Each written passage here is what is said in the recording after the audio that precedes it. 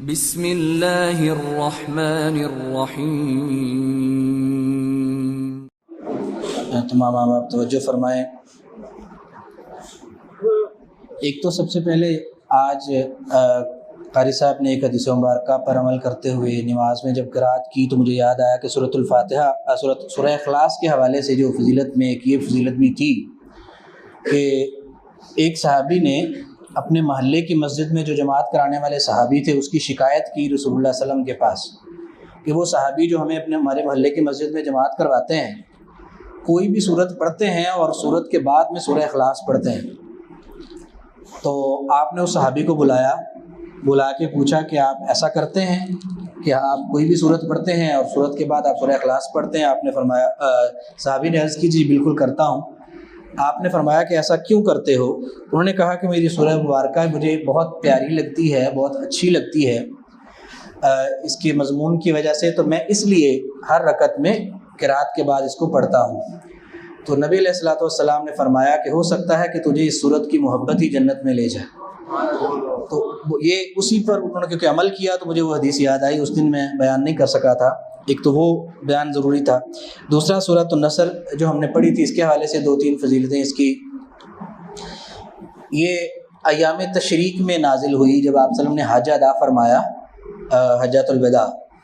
تو جب یہ سورہ مبارکہ نازل ہوئی تو آپ صلی اللہ علیہ وسلم نے فوری طور پہ جس طرح سے یعنی ہنگامی کیفیت ہو جاتی ہے، آپ نے اپنی اونٹنی جو ہے اس کو تیار کرنے کا حکم دیا، پھر اس پر آپ نے سوار ہو کے پھر خطبہ دیا، جیسے الوداعی خطبہ دیا جاتا ہے، معروف خطبہ جو ہے آپ وسلم کا۔ اسی طرح ایک روایت میں ہے کہ آپ جب یہ سورۃ مبارکہ نازل ہوئی تو آپ نے حضرت فاطمہ رضی اللہ تعالیٰ عنہ کو بلایا اپنے پاس اور سرگوشی کی ان کے ساتھ، یعنی آہستہ سے ان کے ساتھ بات کی۔ تو جب آپ نے کوئی بات کی تو وہ رونے لگ گئی، پھر تھوڑی دیر کے بعد آپ نے کچھ اور فرمایا تو پھر وہ ہنسنے لگ گئی۔ جب ان سے پوچھا گیا کہ یہ کیا معاملہ تھا تو انہوں نے فرمایا کہ آپ صلی اللہ علیہ وسلم نے مجھے کہا کہ یہ اس سورہ مبارکہ کے نزول سے مجھے میری وفات کی خبر دی گئی ہے۔ تو فاطمہ فرماتی ہیں کہ میں رونے لگ گئی۔ تو پھر آپ نے فرمایا کہ میرے اہل خانہ میں سے جنت میں سب سے پہلے تم مجھے ملو گی۔ تو جب یہ آپ نے فرمایا تو فرماتی ہیں کہ بے ساختہ میری پھر ہنسی نکل گئی۔ تو ایک اور روایت کے مطابق یہ سورہ مبارکہ جو سورہ نصر ہے یہ بھی 1/4 قرآن کے برابر ہے، یعنی قرآن پاک کے چوتھے حصے کے برابر ہے اس کی فضیلت بھی۔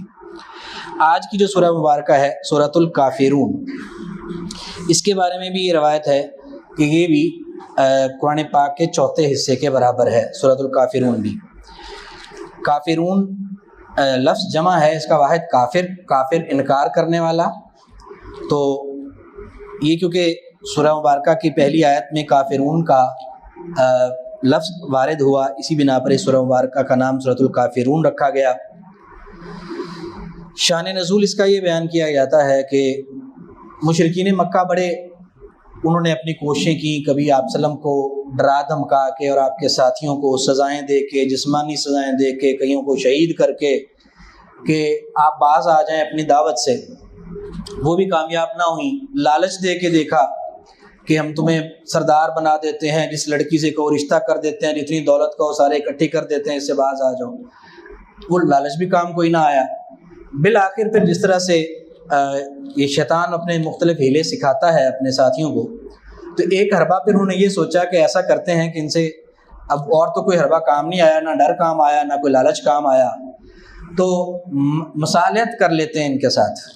تو وہ وفد آیا ان کا یہ رائے لے کر، بلکہ بعض روایات کے مطابق آپ کے چچا ابو طالب کے پاس وہ آئے تھے کہ یہ کم از کم اپنے بھتیجے سے کہو کہ اس پہ ہی آ جائے، کہ وہ آفر یہ تھی کہ ایسا کرتے ہیں کہ ہم مصالحت کر لیتے ہیں، صلح کر لیتے ہیں اس بات پر کہ 1 سال ہم تمہارے رب کی عبادت کریں گے اور پھر اگلے سال تم ہمارے معبودوں کی عبادت کیا کرنا۔ اس طرح سے صلح کر لیتے ہیں، اس طرح سے ہمارا فساد ختم ہو جائے گا۔ تو اللہ تعالیٰ نے یہ سورہ مبارکہ نازل فرمائی اور پھر آپ صلی اللہ علیہ وسلم نے یہی جواب ان کو دیا اس سورہ مبارکہ کے الفاظ کی صورت میں۔ وہ جواب یہی تھا، اعوذ باللہ من الشیطان الرجیم، بسم اللہ الرحمن الرحیم، قل کہہ دیجئے ان کافروں کو جو یہ آفر لے کر آئے ہیں آپ ان سے کہہ دیجئے یا ایہا، یا کا معنی اے، یا حرف ندا ہے۔ یہ بار بار میں یاد دہانی کرواتا ہوں، عربی گرامر کے اندر جملے کے اندر 3 چیزیں ہوتی ہیں، حرف، فعل یا اسم۔ تو قل فعل ہے، فعل امر ہے، یہ یا حرف ہے، حرف ندا ہے، یعنی کسی کو جب پکارنا ہوتا ہے تو یا کہہ کر پکارا جاتا ہے، یا اے، یہ ظاہر ہے پکارا اسی کو جاتا ہے جو موجود ہو اور جو سامنے ہو۔ ایہا، یہ مزید تخصیص کے لیے ہے، کہ جیسے ہم کہتے ہیں نا کہ اے وہ جو، مثال کے طور پہ اگر 8-10 لوگ جا رہے ہیں تو ان میں سے ہم کہتے ہیں کہ بات سننا، تو وہ 8-10 کے 10 لوگ جو ہیں وہ سمجھیں گے کہ شاید مجھے بلایا ہے، لیکن ان میں سے کسی ایک شخص نے ٹوپی لی ہوئی ہے تو آپ کہتے ہیں اے وہ جس کے سر پہ ٹوپی ہے، پھر وہ تخصیص ہو جائے گی۔ تو ایہا مزید تخصیص کے لیے ہے، یا اے ایہا وہ جو، لیکن اس کا معنی ہم سارے کا ہی یا کریں گے اس کو آسان کرنے کے لیے۔ یا ایہا اے الکافرون، کافرو، کافر کفر سے اسم فاعل ہے، کفر انکار کرنا، کافر انکار کرنے والا، کافرون اس کی جمع ہے۔ تو یا ایہا الکافرون، اے کافرو، لا اعبد، لا نہیں، اعبد یہ فعل مضارع ہے، لفظی طور پہ میں عبادت کرتا ہوں یا کروں گا۔ لا اعبد نہیں میں عبادت کرتا، ما جو، تعبدون تم عبادت کرتے ہو۔ اب ما کا معنی جو ہے جو بھی ہو سکتا ہے اور جس کی بھی ہو سکتا ہے۔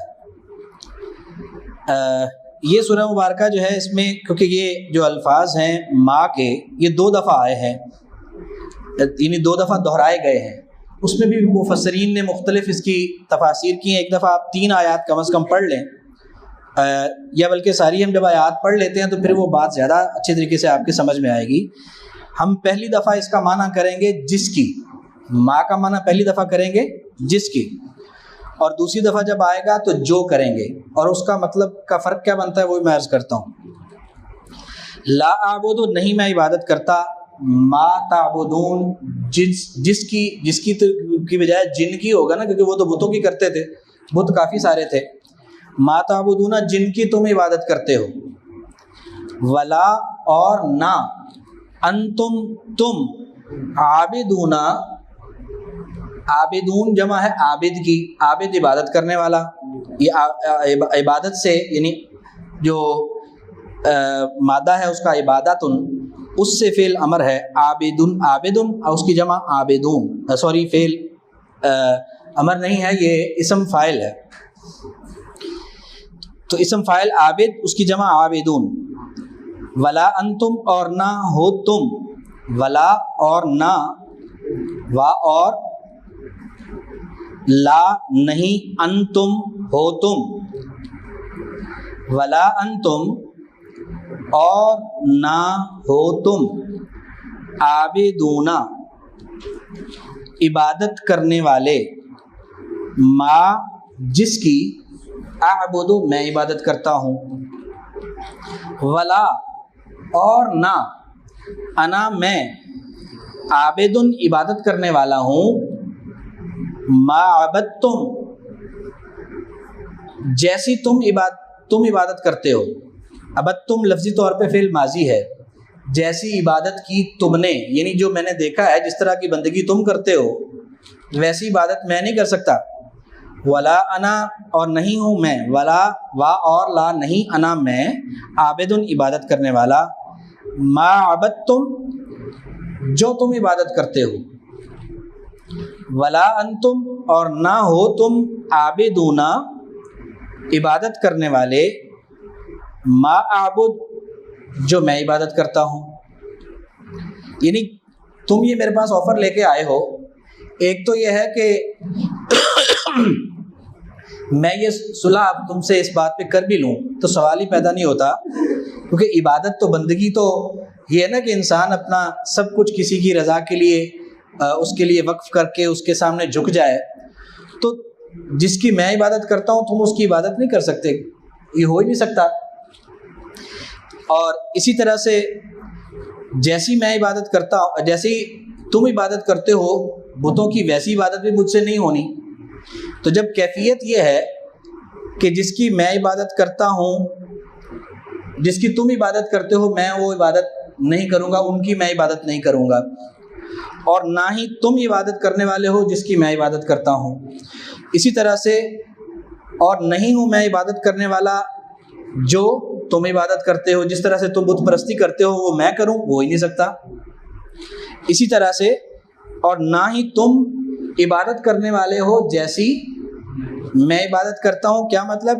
کہ تمہارا بت پرستی پر مبنی اپنا ایک طریقہ ہے، ہمارا اپنا رب ہے جس کی ہم عبادت کرتے ہیں، تم نے اس کی عبادت کوئی نہیں کرنی دل سے۔ اسی طرح سے ہمارے رب کی عبادت کا اپنا ایک طریقہ ہے، تم نے اپنا عبادت کا طریقہ بنایا ہوا ہے، تو تم نے ہمارے طریقے کے مطابق عبادت کرنی نہیں، نہ تو تم نے اس رب کی عبادت کرنی ہے جس کی ہم عبادت کرتے ہیں، نہ تم نے اس طریقے سے عبادت کرنی ہے جو ہم کرتے ہیں۔ اسی طرح سے نہ میں تمہارے ان خداؤں کی پوجا کر سکتا ہوں اور نہ اس طرح سے کر سکتا ہوں جس طرح سے تم کرتے ہو۔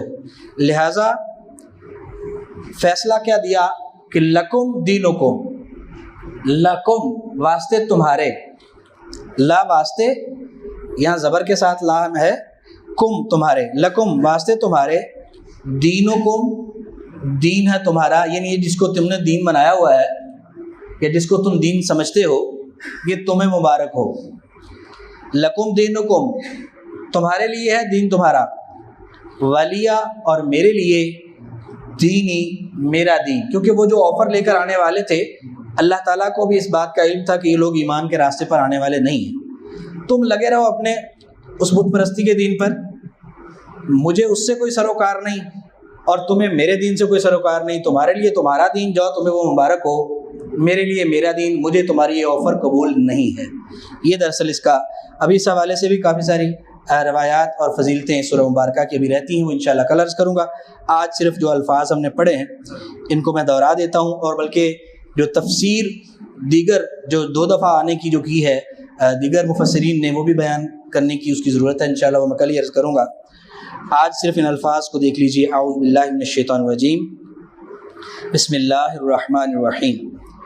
قل کہہ دیجئے، یا ایہا اے الکافرون کافرو، لا اعبد نہیں میں عبادت کرتا، ما تعبدون جن کی تم عبادت کرتے ہو، ولا انتم اور نہ ہو تم، عابدون عبادت کرنے والے، ما اعبد جس کی میں عبادت کرتا ہوں، ولا انا اور نہ میں، عابدن عبادت کرنے والا ہوں، ما عبدتم جیسی تم عبادت کرتے ہو، ولا انتم اور نہ ہو تم، عابدون عبادت کرنے والے، ما اعبد جیسی میں عبادت کرتا ہوں، لکم دینکم تمہارے لیے تمہارا دین، ولی دین اور میرے لیے میرا دین۔